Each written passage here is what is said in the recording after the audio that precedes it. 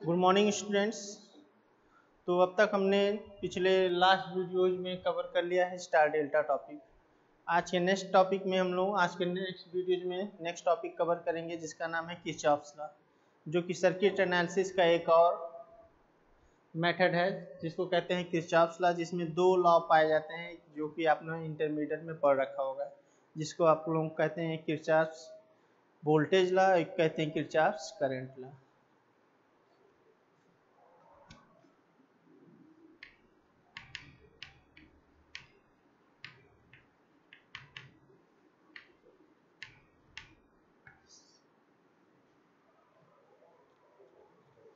तो जहाँ पे एक को कहा जाता है किरचॉफ्स करंट लॉ, जिसको कहते हैं किरचॉफ्स के धारा का नियम, और किरचॉफ्स वोल्टेज लॉ। तो अब बात करेंगे किरचॉफ्स करंट लॉ कहाँ यूज करते हैं, किरचॉफ्स वोल्टेज लॉ कहाँ यूज करते हैं। तो हमने पार्ट्स ऑफ इलेक्ट्रिकल नेटवर्क पढ़ रखा है, तो पार्ट्स ऑफ इलेक्ट्रिकल नेटवर्क में फिर से आपको पॉइंट्स याद दिला दिए जा रहे हैं क्या क्या होते हैं। पार्ट्स ऑफ इलेक्ट्रिकल नेटवर्क में पहला हमने बात किया था नोड और junction, branch, close path, mesh, loop.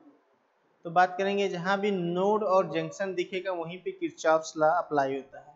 Node और जंक्शन पे ही हमेशा किरचॉफ्स का करंट लॉ अप्लाई होता है, जिसको हम लोग किरचॉफ्स करंट लॉ कहते हैं। नंबर 2, जो मेश और लूप होते हैं वहां पे आपका किरचॉफ्स वोल्टेज लॉ अप्लाई होता है। ठीक, तो पहली बात कर लेते हैं किरचॉफ्स करंट लॉ का।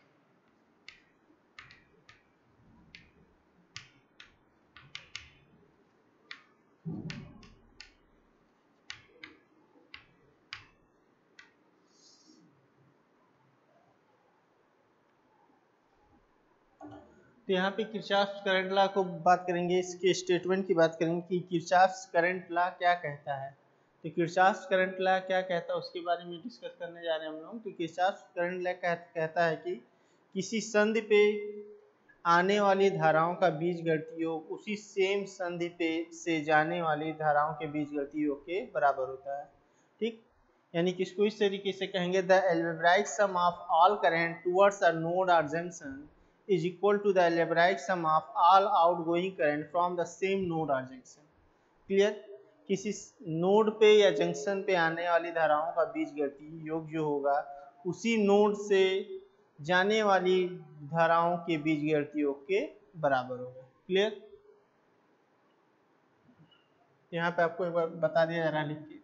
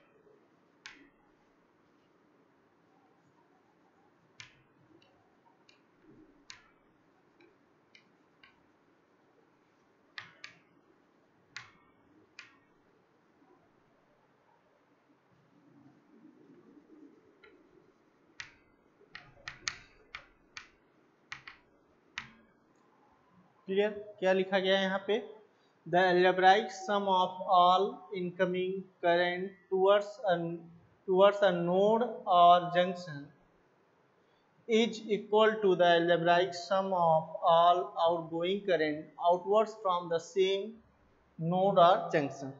क्लियर, यानी कि किसी भी नोड या पॉइंट कह लें या जंक्शन कह लें, तो किसी भी संधि पे या नोड पे आने वाली धाराओं का जो बीजगणितीय योग है उसी सेम संधि पे जाने वाली धाराओं के बीजगणितीय योग के बराबर होता है, ऐसा इसमें किरचॉफ्स लॉ में बताया गया। तो मान लीजिए किसी सर्किट में एक पॉइंट है, ठीक, जो उस सर्किट का एक नोड है, उस पे इस तरीके से कुछ 4, 5, 6 ब्रांचेज कनेक्ट है। ये क्या है, नोड आर जंक्शन है, नोड आर जंक्शन। ठीक, इस पे इसमें कुछ ब्रांच के करंट की दिशाएं इनवर्स हैं और कुछ आउटवर्ड्स हैं।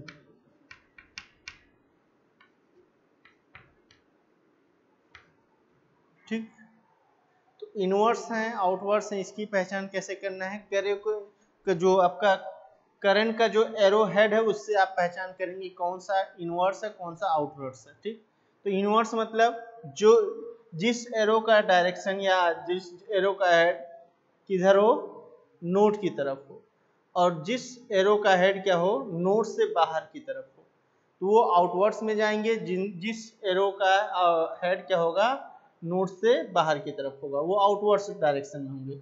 और जिस एरो का हेड क्या होगा, नोड की तरफ होगा, वो इनवर्स डायरेक्शन में होंगे। ठीक, ये होता है हमारा करंट के डायरेक्शन की पहचान करना, कौन सा करंट नोड की तरफ है, यानी कि कौन से नोड की तरफ है, कौन नोड से बाहर की ओर है। तो अब यहाँ पे बताया गया है क्या कि सम ऑफ अलजेब्राइक सम ऑफ, तो अलजेब्राइक सम ऑफ को किससे लिखते हैं हम लोग, समेशन से लिखते हैं। तो summation of I incoming is equal to summation of I outgoing. Clear, summation of I incoming is equal to summation of I outgoing. तो इनकमिंग में कौन कौन सा है, तो इस एरो I1 का एरो हेड देखेंगे, एरो हेड देखेंगे तो किधर है, नोड की तरफ है। I2 का एरो हेड देखेंगे तो ये भी नोड की तरफ है। I3 का नोड हेड एरो हेड देखेंगे तो ये आपका नोड की तरफ। लेकिन I4 का एरो हेड देखेंगे तो ये नोड से बाहर की ओर है। I5 का भी एरो हेड नोड से बाहर की तरफ है। I6 का भी एरो हेड नोड से बाहर की ओर है। तो इसको क्या करेंगे, इनकमिंग में हम लोग क्या दिखाएंगे, I1 plus I2 plus I3। Clear है, और आउटगोइंग में क्या क्या दिखाएंगे, I4 I5 और I6। तो ये हो जाएगा I4 plus I5 plus I6। तो एक ला तो ये कहता है आपका कि आने वाली धाराओं का बीजगणितीय योग आने वाली धाराओं के बीजगणितीय योग के बराबर है। जब हमको जब इन करंट्स को किसी एक साइड में लिख लेते हैं, या तो हम LHS साइड में लिख लें या RHS साइड में, तो क्या होगा हमारा, इस तरीके से रिप्रेजेंट करेंगे I1 plus I2 plus I3। इसको इधर लाएंगे तो क्या हो जाएगा, minus I4 minus I5 minus I6 is equal to 0। तो यहाँ पे ये भी कह सकते हैं कि summation of all currents at any nodes, summation of all currents at any nodes is equal to 0। अब यहाँ पे हम इनकमिंग आउटगोइंग करके बात नहीं करेंगे, यहाँ पे सिंपल कहेंगे कि summation of all currents at any nodes or junction or point is equal to 0। ठीक, तो यहाँ पे क्या बात हो रहा है कि हम दो तरीके से कह सकते हैं कि जो इनकमिंग करंट का जो समेशन होगा, आउटगोइंग करंट का जो समेशन होगा, वो आपस में बराबर होगा। लेकिन जब हम इसको थोड़ा इस तरीके से लिखेंगे कि जहाँ पे हमारा इनकमिंग और आउटगोइंग एक ही साइड में है, तो यहाँ पे क्या कहेंगे, यहाँ पे इस तरीके से बातों को कहेंगे हम लोग अपनी कि summation of all current at any node or junction or at a point in a electrical network is equal to 0। Clear, तो ये हो गया हमारा किरचॉफ का करंट लॉ। अब नेक्स्ट बात करेंगे हम लोग किरचॉफ वोल्टेज लॉ।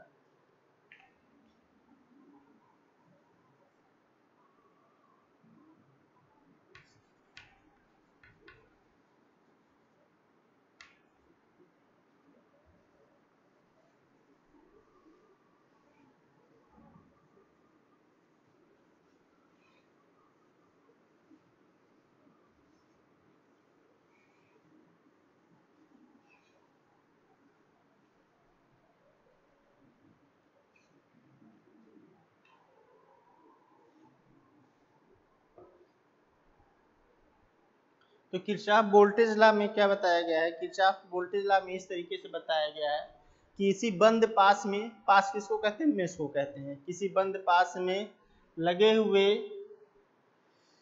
ईएमएफओ का जो अलजेब्राइक सम होता है, जो उनका बीजगणितीय योग होता है, वो क्या होता है, उस पास के में लगे हुए प्रतिरोधों के वोल्टेज ड्रॉप के इक्वल होता है, बराबर होता है। ठीक, तो इसको इस तरीके से कहेंगे यहाँ पे कि the algebraic sum of all EMF acting on a mesh or loop is equal to the algebraic sum of product of resistor and current in that same mesh or loop।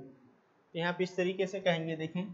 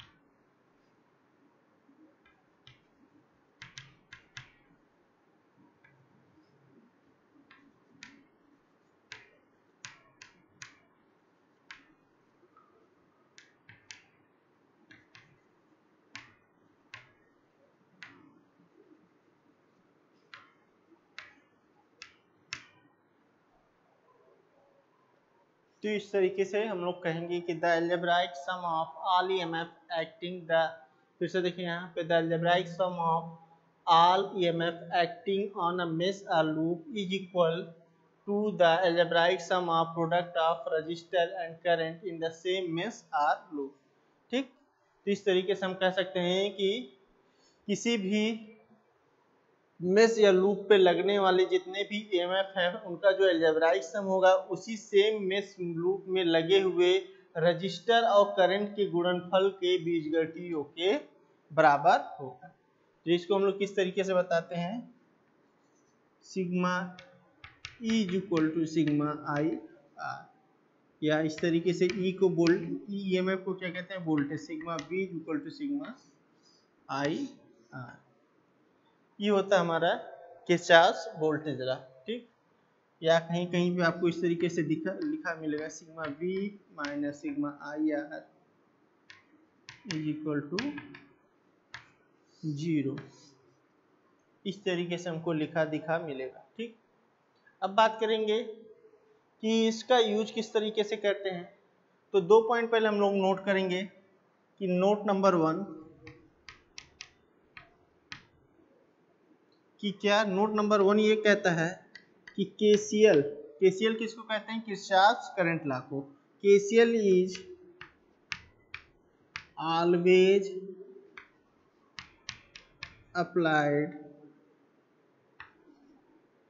At a node और junction, at a node और junction.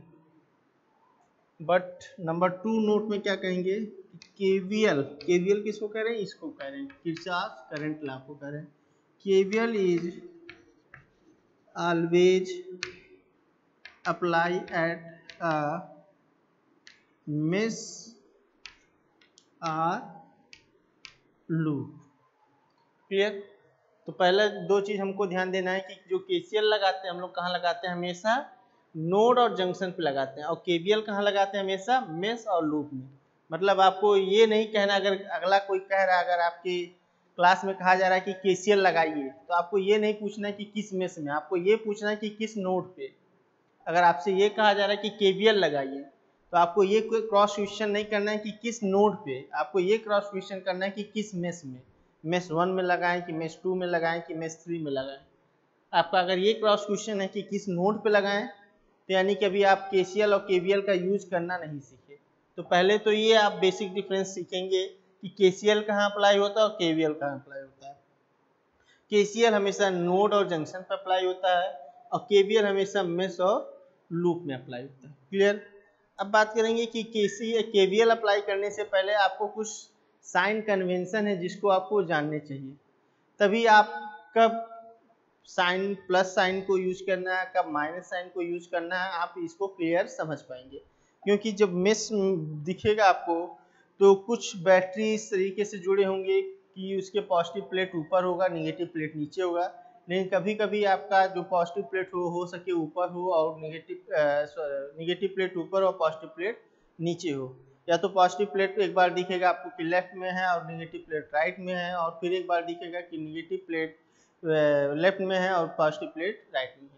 तो इस तरीके से combination दिखेगा। तो आपको कब प्लस लेना है कब माइनस लेना है बैटरीज के प्लेटों के साथ, इसको ध्यान में रखने के लिए आपको एक साइन कन्वेंशन है, पहले वो सीखना है। फिर रजिस्टर के साथ भी यही चीज है कि रजिस्टर में कब आपको प्लस आई आर यूज करना है, कब माइनस आई आर यूज करना है। तो ये हो गया केवीएल की बातें। अब बात करेंगे एक साइन कन्वेंशन की। क्लियर? तो ये बेसिक फंडा आपको याद रखना है केसीएल का, केवीएल का, कि केसीएल हमेशा नोड जंक्शन पे लगेगा, केवीएल हमेशा मेश लूप में लगेगा। केसीएल कहता है कि किसी संधि पे या नोड पे या जंक्शन पे आने वाली धाराओं का बीजगणितीय और उस नोड से जाने वाली धाराओं के बीजगणितीय के बराबर होता है। केवीएल कहता है कि किसी मेश में या लूप में लगे हुए रेजिस्टेंस और धाराओं के जो गुणनफल होगा उनका जो बीजगणितीय होगा उसी मेश लूप में लगे हुए सारे ईएमएफ के बीजगणितीय के बराबर होगा।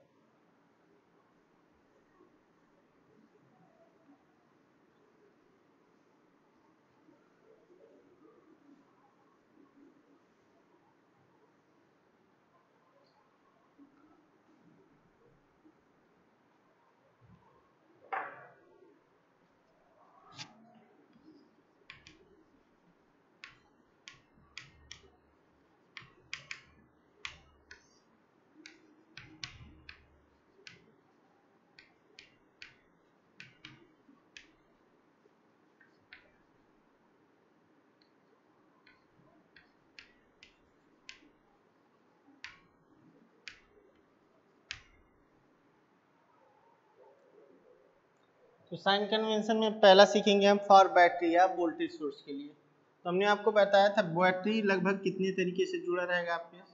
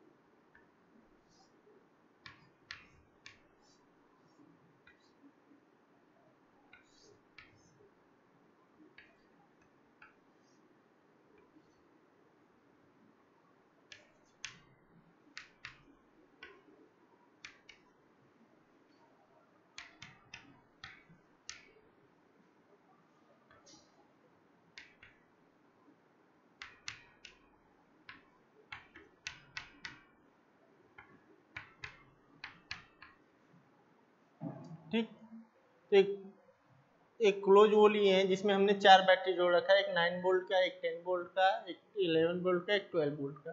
ठीक, अब बात करेंगे कब हम प्लस 9 वोल्ट लेंगे, कब माइनस 9 वोल्ट लेंगे, कब हम प्लस 10 वोल्ट लेंगे, कब माइनस 10 वोल्ट लेंगे, कब हम प्लस 11 वोल्ट लेंगे, कब माइनस 11 वोल्ट लेंगे, कब प्लस 12 वोल्ट लेंगे, कब माइनस 12 वोल्ट लेंगे।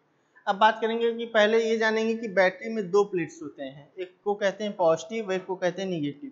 तो जो पॉजिटिव प्लेट होता है वो हमेशा हमारा बड़े प्लेट से रिप्रेजेंट होता है, और जो निगेटिव प्लेट होता है वो हमेशा छोटे प्लेट से रिप्रेजेंट होता है। तो कहने का मतलब ये है अगर इसके बगल में प्लस माइनस नहीं लगा हुआ है तब भी आपको ये समझना है कि ये बड़ा प्लेट जो है वो पॉजिटिव साइन को रिप्रेजेंट कर रहा है और ये जो छोटा प्लेट है वो निगेटिव साइन को रिप्रेजेंट कर रहा है।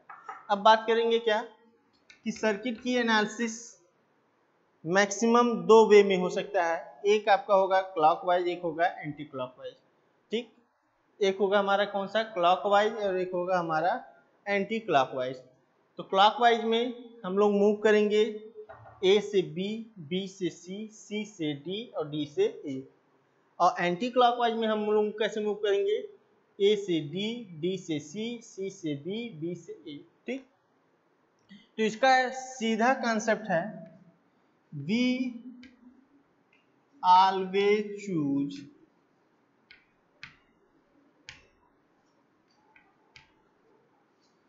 sign of we always choose sign of second plate of the battery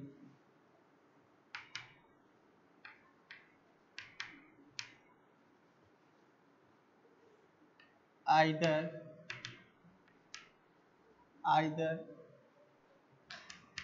in clockwise or in anti-clockwise direction during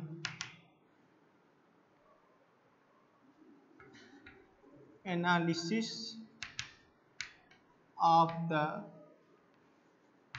given network.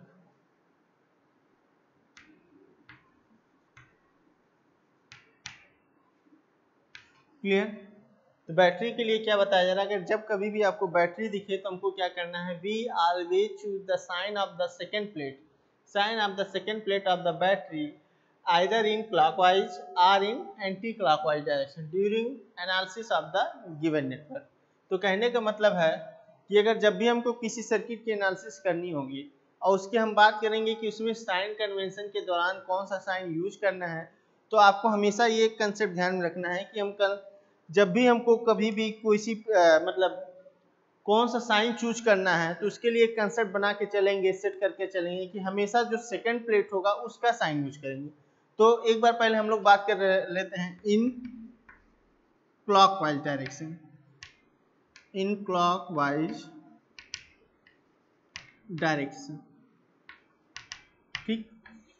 तो इन क्लॉकवाइज डायरेक्शन में पहले मान लीजिए अगर हम ए से बी चलते हैं, तो जब हम ए से बी चलेंगे तो हमारा सेकंड प्लेट क्या पड़ेगा, माइनस के बाद प्लस, यानी कि ए से बी के लिए हमारा क्या हो जाएगा, कौन सा सेकंड प्लेट आ रहा है हमारा, सेकंड प्लेट आ रहा है हमारा पॉजिटिव, तो इसके लिए क्या लिखेंगे, +10 वोल्ट। क्लियर? इसी तरह क्लॉकवाइज डायरेक्शन में बात कर रहे हैं, जब हम बी टू सी चलेंगे तो बी टू सी में हमारा सेकंड प्लेट क्या पड़ेगा, पहला हमारा निगेटिव पड़ेगा, दूसरा क्या पड़ेगा, प्लस पड़ेगा। तो इसके लिए क्या लिखेंगे, बी टू सी के लिए +11 वोल्ट। अब फिर क्लॉकवाइज ही बात कर रहे हैं तो सी टू डी की बात करेंगे तो सी टू डी में हमारा क्या पड़ेगा, सी टू डी में सेकंड प्लेट क्या पड़ेगा, -2+, ठीक। तो -2+ यानी कि सेकंड प्लेट क्या पड़ रहा है, प्लस पड़ रहा है, इसके लिए +12 वोल्ट। अब बात करेंगे फिर अगला चलेंगे डी टू ए, तो डी टू ए में सेकंड प्लेट क्या पड़ रहा है, प्लस पड़ रहा है, तो लिखेंगे डी टू ए में +9 वोल्ट। तो इस तरीके से बात करेंगे कि जो भी सेकंड प्लेट पड़ेगा उसको हम लोग लिखेंगे। मान लीजिए अब हम बात करेंगे कि एंटी क्लॉकवाइज डायरेक्शन में, in anti clockwise direction, anti clockwise direction में अगर हम स्टार्ट करें ए टू डी चलें, ए टू डी चलेंगे तो सेकंड प्लेट क्या है, first plate positive, second plate क्या है, निगेटिव, तो इसको क्या लिखेंगे, -9 वोल्ट। डी से सी चलें तो फर्स्ट प्लेट क्या है, पॉजिटिव, सेकंड प्लेट क्या है, निगेटिव, तो डी टू सी की बात करेंगे तो क्या लिखेंगे, -12 वोल्ट। क्लियर? इसी तरीके से सी टू बी की बात करेंगे तो सी टू बी में ये सारा डायरेक्शन हमारा कौन सा है, एंटी क्लॉकवाइज, क्योंकि A to D, D to C, C to B, B to A लिख रहे हैं हम। अब सी टू बी में सेकेंड प्लेट क्या पड़ रहा है, निगेटिव, तो -11 वोल्ट। इसी तरह बी टू ए की बात करेंगे तो बी टू ए में हमारा सेकेंड प्लेट क्या पड़ेगा, प्लस से माइनस, यानी कि -10 वोल्ट, ये हो जाएगा, ठीक।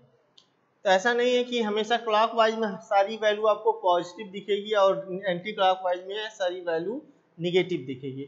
ये तो अभी प्रेजेंट केस के अरेंजमेंट के हिसाब से सारी वैल्यू पॉजिटिव दिख रही है और कुछ वैल्यू आपको सारी वैल्यू एंटी क्लॉकवाइज में निगेटिव दिख रही है। लेकिन मान लीजिए इसी अरेंजमेंट में थोड़ा हम लोग चेंज कर लेते हैं कि इसको पॉजिटिव बना दे रहे हैं, इसको निगेटिव बना दे रहे हैं।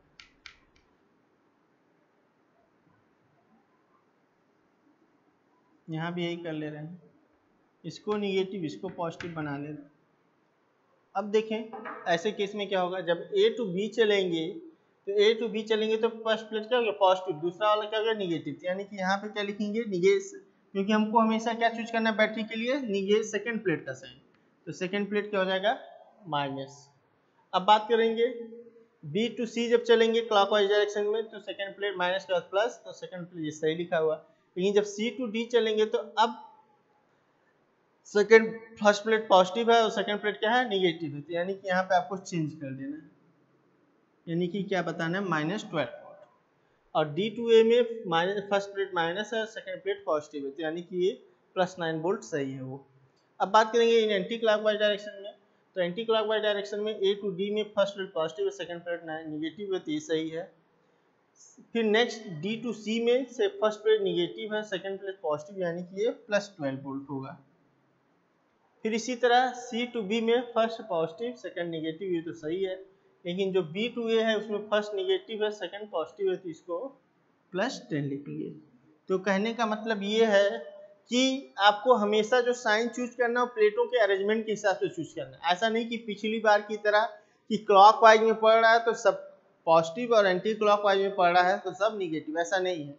वो उस टाइम का अरेंजमेंट था कि उसके हिसाब से क्लॉकवाइज में सारा पॉजिटिव दिख रहा था आपको और एंटी क्लॉकवाइज में सारा का सारा आपको निगेटिव दिख रहा था, ठीक। तो इस तरीके से हमको प्लेटों के अरेंजमेंट के हिसाब से हमको क्या करना है साइन कन्वेंशन में साइन का चूज करना है for the battery. Now the next is for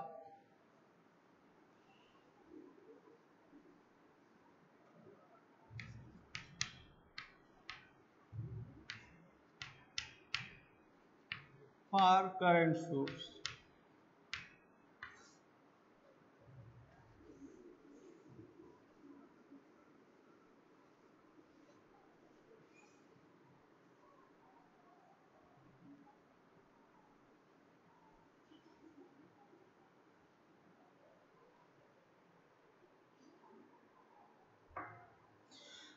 हाँ जी, अब करंट सोर्स के लिए बात करेंगे।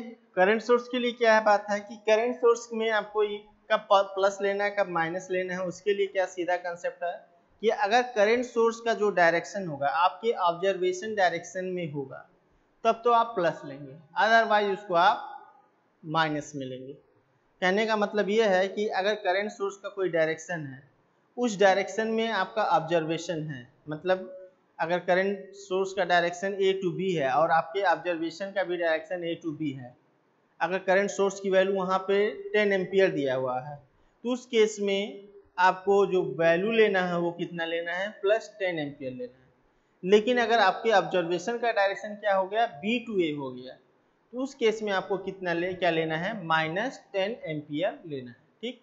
क्या बताया जा रहा है कि अगर करंट सोर्स का डायरेक्शन और आपके ऑब्जर्वेशन का डायरेक्शन सेम होगा तब तो हम पॉजिटिव साइन यूज करेंगे, अदरवाइज क्या यूज करेंगे निगेटिव साइन यूज करेंगे। क्लियर। तो ऑब्जर्वेशन की बात का कहने का मतलब क्या है कि जो आपको एनालिसिस करने का जो मेथड है, तो एनालिसिस हमने बताया मैक्सिमम 2 वे में होगा, या तो क्लॉकवाइज में होगा या तो एंटी क्लॉकवाइज में होगा। तो मान लीजिए जब आप क्लॉकवाइज में एनालिसिस कर रहे हैं हो सके एक डायरेक्शन ऐसा आ रहा है कि आप ए से बी की तरफ मूव कर रहे हो और उसी ए से बी के बीच में एक आपका करंट सोर्स जुड़ा हुआ है और उस करंट सोर्स का दिया हुआ जो डायरेक्शन है वो भी ए से बी की तरफ है। तो ऐसे के केस में क्या करेंगे आप हमेशा उस सोर्स की वैल्यू किस वे में लिखेंगे पॉजिटिव वे में लिखेंगे। लेकिन अगर उसी सोर्स की वैल्यू आपका बी से ए के डायरेक्शन में दिया हो और आपका एनालिसिस करने का डायरेक्शन ए से बी है, यानी कि आपके एनालिसिस करने का डायरेक्शन और करंट के सोर्स का दिया हुआ डायरेक्शन आपके अपोजिट है, तो उस केस में आपको क्या लेना है निगेटिव साइन लेना है। तो यहाँ पे क्या लिखना है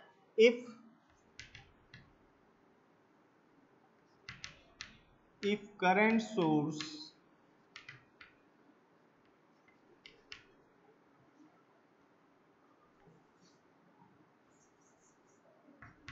if given current source direction is in our observation is in our observation direction, ठीक, either in clock or in anti clockwise direction, then we use positive sign.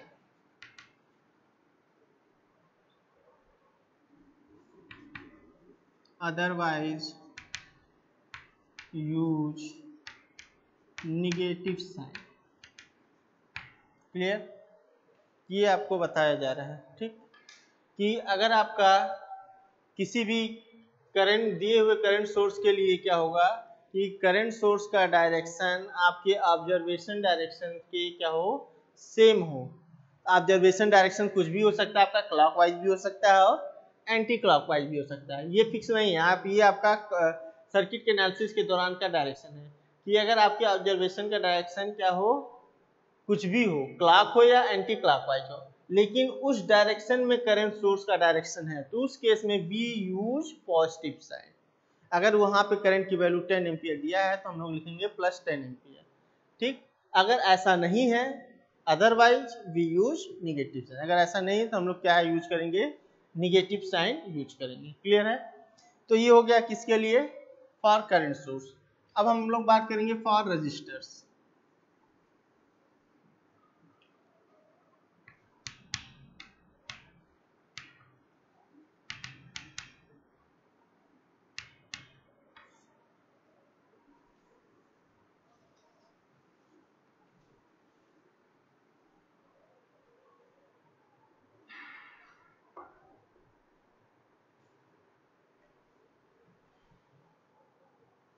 अब रजिस्टर के लिए हम लोग बात करेंगे कि रजिस्टर में कब हम लोग प्लस माइनस आई आर लिखेंगे, अब कब हम लोग प्लस आई आर लिखेंगे। माइनस आई आर क्या रिप्रेजेंट करता है, वोल्टेज ड्रॉप, और प्लस आई आर क्या रिप्रेजेंट करता है, वोल्टेज राइज, ठीक। तो अगर कोई एक रजिस्टर है जो किन्हीं दो पॉइंट के बीच में जुड़ा हुआ, मान लीजिए ए बी पॉइंट के बीच में जुड़ा हुआ है, ठीक, कोई एक रजिस्टर है कैपिटल आर वैल्यू का जो दो पॉइंट ए बी पॉइंट के बीच में जुड़ा हुआ, उसमें करंट के फ्लो का डायरेक्शन आपका ए टू बी है, ठीक। अब यहाँ पे क्या बात करेंगे, अगर आपके ऑब्जर्व करने का डायरेक्शन, तो हमने बताया एक सर्किट का ऑब्जर्वेशन दो वे में होगा, या तो क्लॉकवाइज या एंटी क्लॉकवाइज का, ठीक। अगर आपके ऑब्जर्व करने का डायरेक्शन करंट की डायरेक्शन के सेम हो, कौन से करंट के, जो रजिस्टर में फ्लो कर रहा है, ठीक। अगर आपके ऑब्जर्व करने का डायरेक्शन का रजिस्टर में फ्लो करने के डायरेक्शन के सेम होगा, तब तो हम निगेटिव साइन यूज करेंगे। अदरवाइज क्या यूज करेंगे, पॉजिटिव साइन, ठीक। if the current flow in the given register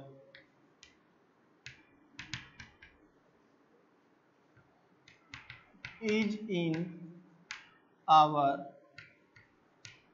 observation direction,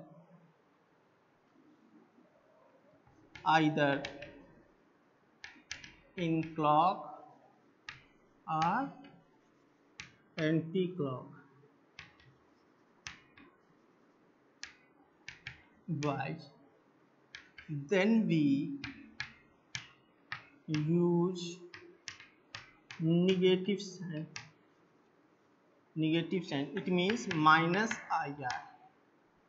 Otherwise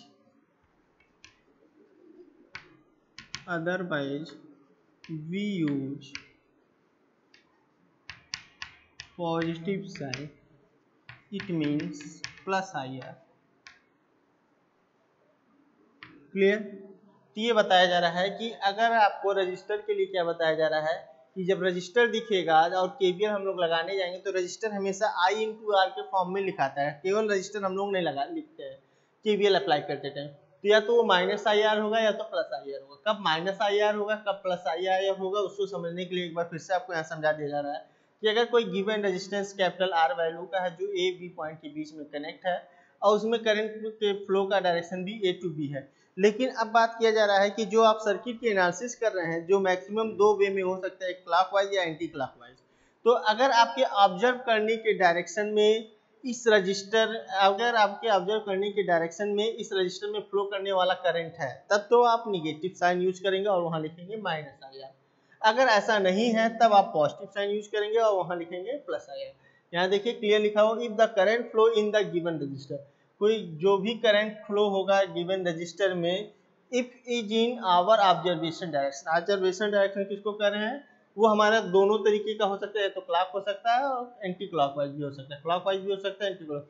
तो जिस वे में भी हम एनालिसिस कर रहे हैं अगर उस डायरेक्शन में हमारा करंट का फ्लो है तब तो हम निगेटिव साइन यूज करेंगे, अदरवाइज हम पॉजिटिव साइन यूज करेंगे। तो इस तरीके से ये तीन आपके साइन कन्वेंशन थे इस केवीएल को अप्लाई करने से पहले, जिसको जानना हमारे लिए महत्वपूर्ण था। तो इसको आगे किस तरीके से अप्लाई करेंगे इसको हम लोग नेक्स्ट वीडियोज में देखेंगे और समझेंगे।